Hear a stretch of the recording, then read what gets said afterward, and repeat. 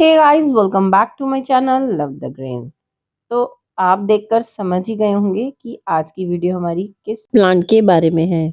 तो ये है अपराजिता का फ्लावर। और अब जैसा कि सर्दियों का मौसम ढल चुका है और स्प्रिंग सीजन चल रहा है, अपराजिता पर खूब सारे फूल खिलने लगे हैं। और ये देखिए, मेरे घर पर भी अपराजिता के फ्लावर आने शुरू हो गए हैं। तो आज की इस वीडियो में हम देखेंगे कि सर्दियों में मुरझाए हुए प्लांट को किस तरीके से ठीक करें, उसमें कौन सी खाद डालें, उसकी प्रूनिंग कैसे करें, उसकी केयर कैसे करें, वाटरिंग लेवल कैसा रखें, जिससे जल्दी जल्द हमारा प्लांट फिर से हरा भरा होके फूल देने लगे। तो ये देखिए, ये था मेरा प्लांट जनवरी एंड में। तो सबसे पहला step, the very first step is the pruning of your plant. इसको हम हार्ड प्रून भी कर सकते हैं और लाइट प्रून भी कर सकते हैं। मैं आज दोनों तरह की प्रूनिंग करने वाली हूँ क्योंकि मेरे पास अपराजिता के 2 प्लांट हैं और हम फिर देखेंगे रिजल्ट, किसका रिजल्ट बेस्ट आता है। तो यहाँ मैंने इस प्लांट को लाइट प्रून किया है, मीन्स मैं इसकी ब्रांचेस को केवल एक शॉर्ट हाइट तक प्रून कर रही हूँ। कुछ लीफ में एज इट इज और कुछ ट्विग एज इट इज छोड़ देंगे प्लांट पर। अब जैसा कि हमारे प्लांट पर और बहुत सारी लीफ प्रेजेंट है, बट ये सारी लीफ मतलब मोस्ट ऑफ द लीफ क्या हो रही हैं, येलो पड़ गई हैं क्योंकि सर्दी बहुत ज़्यादा थी और प्लांट की परफॉर्मेंस डाउन हो ही जाती है विंटर्स में।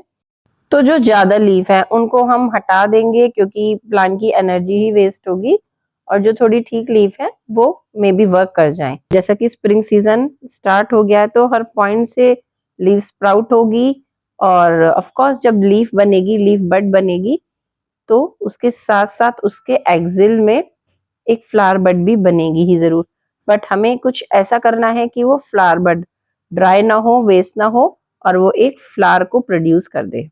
और ये है मेरा अपराजिता का दूसरा प्लांट, जिसकी बेल मैंने काफी ऊंची चढ़ा रखी थी। अब मैं क्या करने वाली हूँ, अब मैं इसको हार्ड प्रून कर दूंगी क्योंकि इसकी देखिए सारी लीफ बहुत ड्राई हो रही हैं। So you can see here, अब इसमें थोड़ा थोड़ा स्प्राउटिंग स्टार्ट हो गई है। और ये पिक्चर है February फर्स्ट वीक की। ये देखिए, न्यू लीफ ग्रोथ दिखाई देने लगी हैं।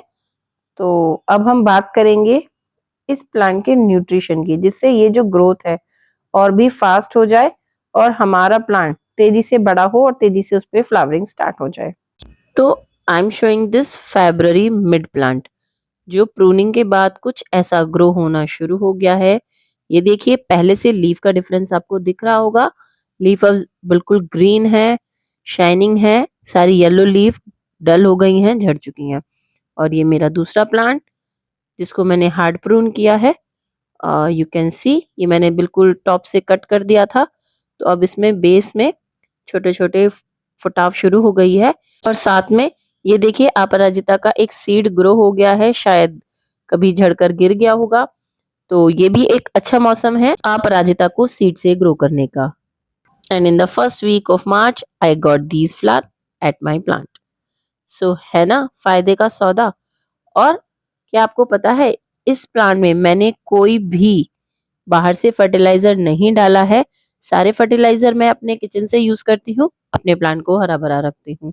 तो चलिए देखते हैं इसमें कौन सा फर्टिलाइजर हम ऐड कर सकते हैं जिससे आपके प्लांट पर जल्दी से फ्लावरिंग स्टार्ट हो जाए। तो हमेशा एक एसिडिक फर्टिलाइजर ही फ्लावरिंग और फ्रूटिंग को मोटिवेट कर सकता है, इनहेंस कर सकता है। तो हमारे किचन की बेस्ट चीज है चाय पत्ती, जिसकी नेचर होती है एसिडिक। तो इसको जस्ट क्या करना है, आपको इसको बॉईल कीजिए अच्छे से 2 से 3 मिनट। 1 ग्लास पानी में 1 स्पून चाय पत्ती को बॉईल कीजिए, एंड देन उसको फिर ठंडा कीजिए। और जब चाय पत्ती का पानी बिल्कुल ठंडा हो जाए तो हम करेंगे उसको डाइल्यूट, उसको लगभग 3 से 4 गुना पानी बढ़ा लेंगे, और ये पानी हम अपने अपराजिता के प्लांट में डाल देंगे, जो इनहेंस करेगा प्लांट में फ्लावरिंग को। और इसके लिए हम कॉफी ग्राउंड्स भी ले सकते हैं क्योंकि कॉफी का नेचर भी कुछ एसिडिक ही होता है। और ये कॉफी ग्राउंड्स बनाना बहुत इजी है। जस्ट कॉफी बीन्स को क्रश कीजिए, ब्रू कीजिए, एंड देन बचा हुआ जो मटेरियल होता है वो कॉफी ग्राउंड ही कहलाता है। और ये हम अलग से सैशे में भी हॉट कॉफ़ी के सैशे भी आजकल आने लगे हैं, उनको ब्रू कर कर भी ऑब्टेन कर सकते हैं, जस्ट लाइक दैट। ये देखिए, इस सैशे को मैंने जस्ट ब्रू करने के बाद ये जो कॉफ़ी का मटीरियल बचा है, तो ये कॉफ़ी ग्राउंड ही कहलाता है। तो इसको हम क्या करेंगे, 1 दिन तक वाटर में सोक करेंगे या बॉयल करके रख लेंगे और अपने प्लांट में डाल देंगे, जिससे सॉइल को एसिडिक होने में हेल्प मिलेगी और उसमें ज़्यादा से ज़्यादा फ्लावरिंग होनी शुरू हो जाएगी। और ये दोनों मटेरियल भी हम इजीली अदर प्लांट्स में भी यूज़ कर सकते हैं, जस्ट लाइक रोज़, हिबिस्कस या अदर फ्लावरिंग प्लांट, या ऐसे प्लांट जिसमें आपको फ्रूटिंग की ज़्यादा नीड है, उसमें भी आप ये कॉफ़ी ग्राउंड या टी लीव्स ऐड कर सकते हैं, जिससे आपको मिलेगा बहुत ही अच्छा रिजल्ट। तो ये बात रही प्लांट के न्यूट्रिशन की। अब ये सीजन क्योंकि ना तो अधिक ठंडा है ना ही अधिक गर्म है, तो इस सीजन में अपराजिता को सीड से इजीली ग्रो किया जा सकता है। अपराजिता के सीड कैसे कलेक्ट करें, कौन से कलेक्ट करें, ये मैंने एक अपनी प्रीवियस वीडियो में शूट किया हुआ है। You can go through the Aparajita playlist, जहां पर और भी अपराजिता की वीडियो है। अगर आप चाहते हैं देखना तो you can go through the channel page. अब इस टाइम में जो सीड है उसका सिलेक्शन बहुत इंपॉर्टेंट है। ये देखिए, ये सीड काफी डार्क है और दूसरी तरफ ये सीड काफी लाइट कलर है। तो एक्चुअली जो ग्रीन सीड दिखाई दे रहे हैं वो अच्छे से मेच्योर सीड नहीं है। तो अगर आप इस तरह के सीड ग्रो करते हैं अपराजिता के, तो आपको कोई रिजल्ट नहीं मिलेगा। So you can see here, मैंने जनवरी स्टार्टिंग में ये सीड अपराजिता के प्लांट से अपने कलेक्ट किए थे। और सीड जर्मिनेशन को फास्ट करने के लिए और वैलिड और इनवैलिड सीड को सिलेक्ट करने के लिए ये बेस्ट तरीका है कि हम किसी भी तरह के सीड को ओवरनाइट सोक कर दें, जिससे हमें अच्छे और खराब सीड में फ़र्क नज़र आएगा और हमारा जर्मिनेशन ज़्यादा पावरफुल रहेगा। ये देखिए, जो सीड सोक करने पर बिल्कुल भी पानी एब्जॉर्ब नहीं कर रहे हैं, इट मीन्स ये सीड वो जर्मिनेट नहीं करेंगे। तो इस तरीके से हम सीड सेलेक्ट करेंगे तो हमें एक पॉजिटिव रिजल्ट मिलेगा और हमारा सीड जर्मिनेशन भी फास्ट हो जाएगा। तो बस 3 से 4 इंच के गैप पर आप एक एक सीड प्लांट कर दीजिए और लगभग 2 वीक से 3 वीक के डिफरेंस पर ये जर्मिनेट हो सकते हैं।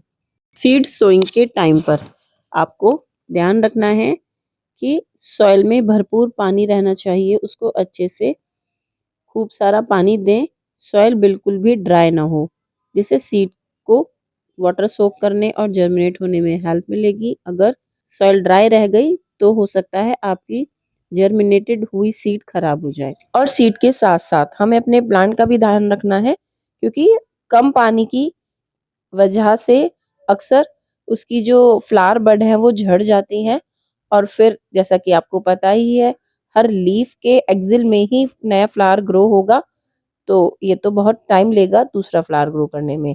सो बी केयरफुल। तो इस तरीके से हम अपने अपराजिता को फिर से एक नई लाइफ दे सकते हैं आफ्टर द विंटर।